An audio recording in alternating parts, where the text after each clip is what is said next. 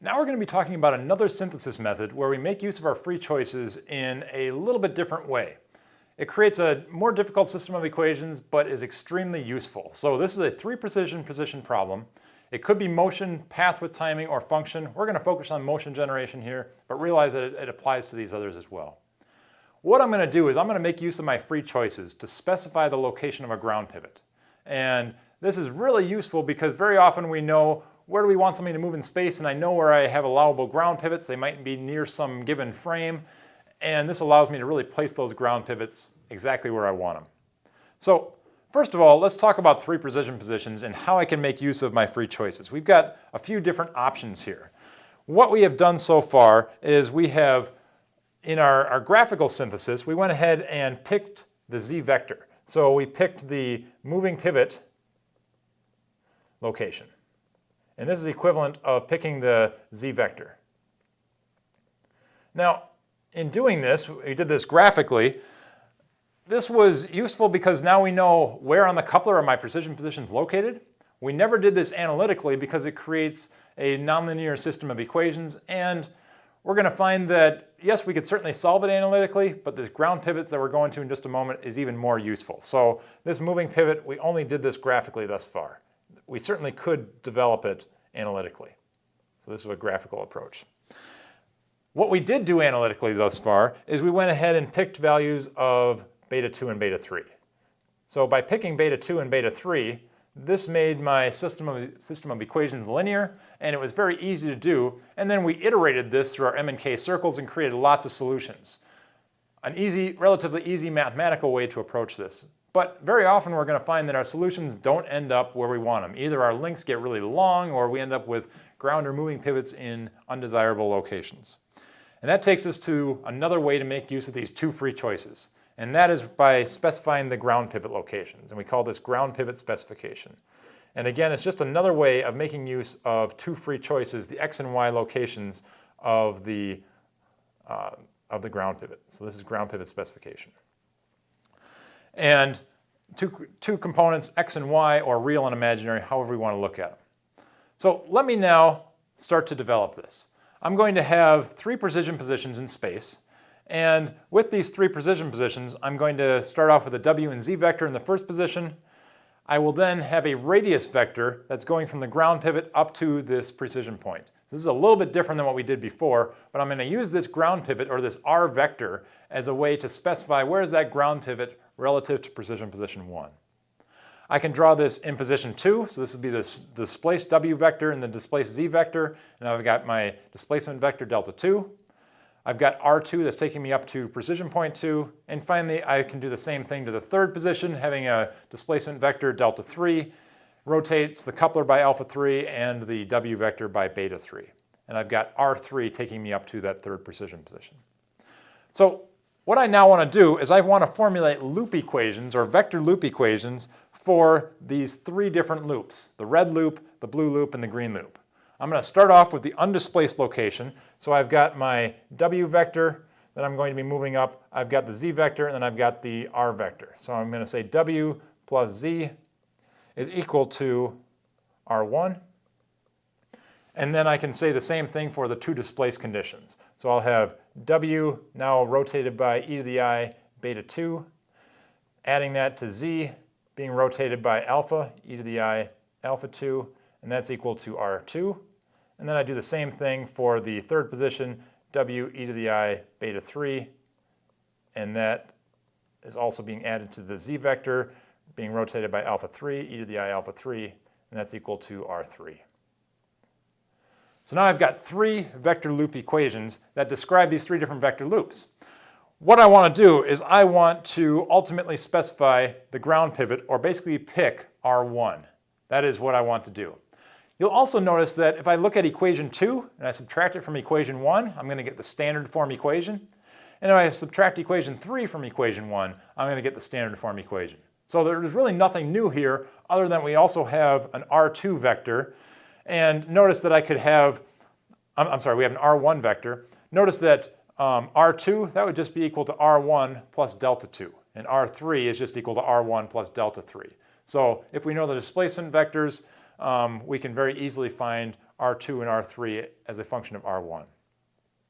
Okay, so here's those same equations rewritten, and I'm going to put them in matrix format just to make my life a little bit easier. Now, what I want to do is be able to specify a little bit more about this problem. So if I'm going to try to solve this system of equations, we're going to find that I have a nonlinear system of equations. I have unknown values of beta 2 and beta 3. But we know from just matrix algebra that there's a solution for W and Z. It exists only if the determinant of the augmented matrix is equal to 0. So let me form that augmented matrix, set that equal to 0 or force it equal to 0, and then I'm going to solve for beta 2 and beta 3 that will give me a valid solution.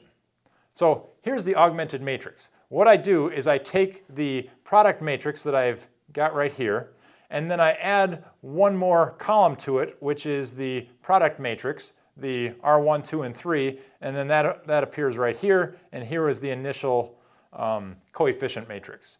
So this forms my augmented matrix, and I take the determinant of it, and I force that equal to 0.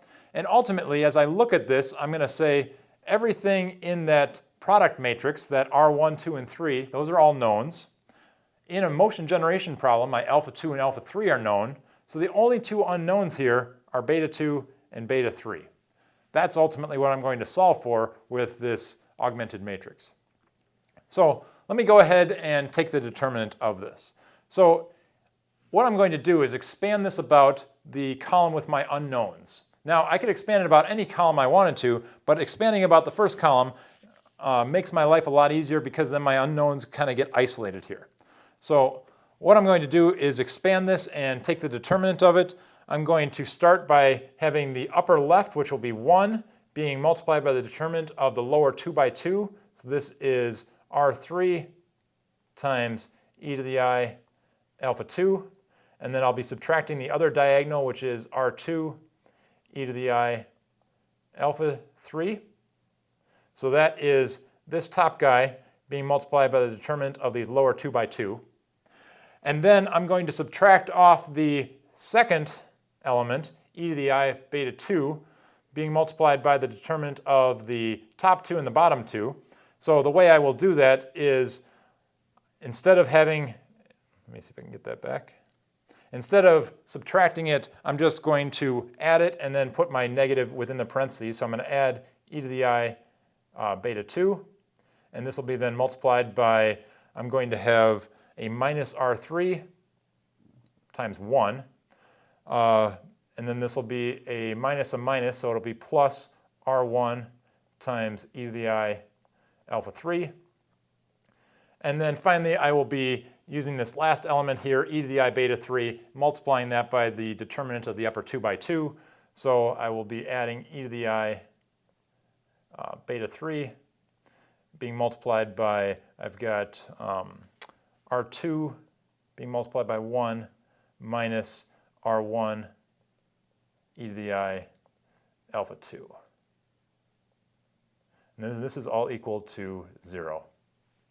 All right, so I've got all of this information here, and by forcing this determinant equal to 0, what I can do is, because this is a vector equation, I've got two components of it, I can solve for two unknowns, or beta 2 and beta 3. What I'm going to do is put this in a little bit simplified form.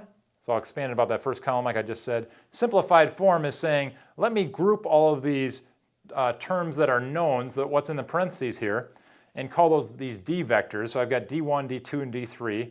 And these are being multiplied by the rotation operators of beta 2 and beta 3 that I don't know.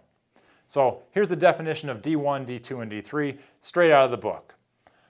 What I want to do, and again, everything in these d vectors is known.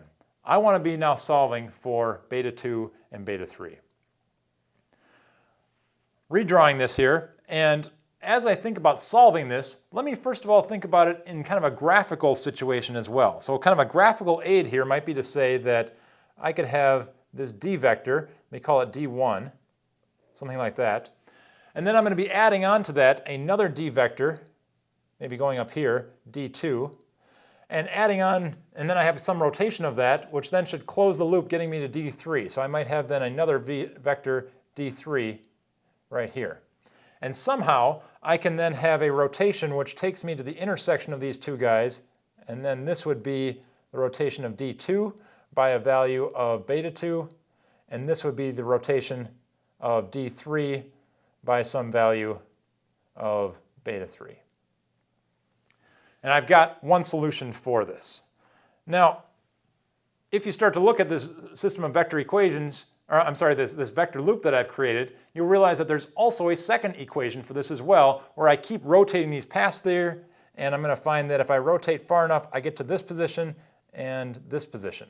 And those we're going to call a beta 2 tilde and a beta 3 tilde. So I have two solutions for this problem. This is really just a graphical way of thinking about the solutions for beta 2 and beta 3. So what is the solution? Well, I happen to know that there is a trivial solution for this problem.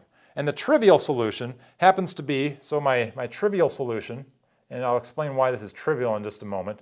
Trivial solution is just that the value of beta 2 tilde is equal to alpha 2, and the value of beta 3 tilde is equal to alpha 3.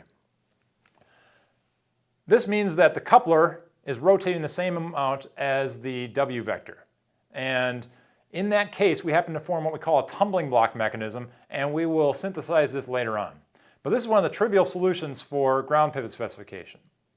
Now, why is this useful? Well, if I know the beta 2 and beta 3 tilde solution, then just graphically, it's fairly easy for me to find the values of beta 2 and beta 3 that would give me this augmented or alternative solution. And that is what then is shown down here for beta 2 and beta 3. These don't happen to be in the second volume of the textbook. They are in volume 1, and that's why I make sure that you write them down here. But I've got values of beta 2 and beta 3, all based on known information. I've got these vectors D1, D2, and D3. Everything about them is known. And then I'm also applying rotation operators to two of them, which happen to be known values of alpha 2 and alpha 3. Now, the one piece of information that you might be struggling with right now is what is this argument function? So this arg of minus D1 in this case. An argument is simply what is the angle of a complex number. So if I have some complex number, maybe this is my vector D1 right here, I'm going to have a real and imaginary component, but I can also think about it on a global coordinate system where this is global x. Well, this angle right here, this angle theta, that is what we find with the argument. So this is similar to the a tan 2 function, but it's just a way of saying what's the angle of that vector D1, D2, D3.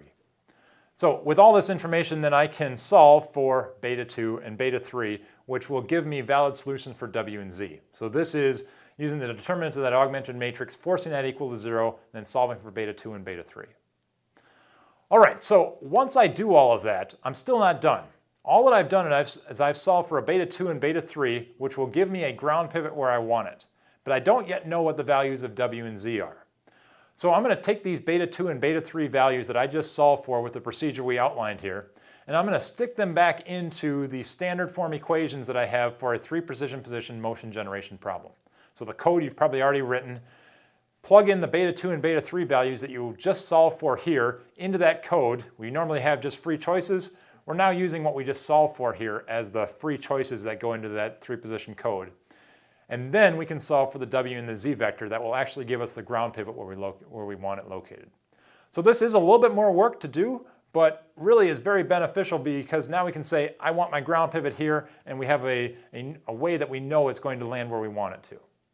We don't yet, or we're not controlling where the moving pivot is, or how long our links are, what the transmission angles are. So we still can have a variety of poor solutions, but at least we have better control of each dyad as we synthesize it, and hopefully can approach a better solution more quickly.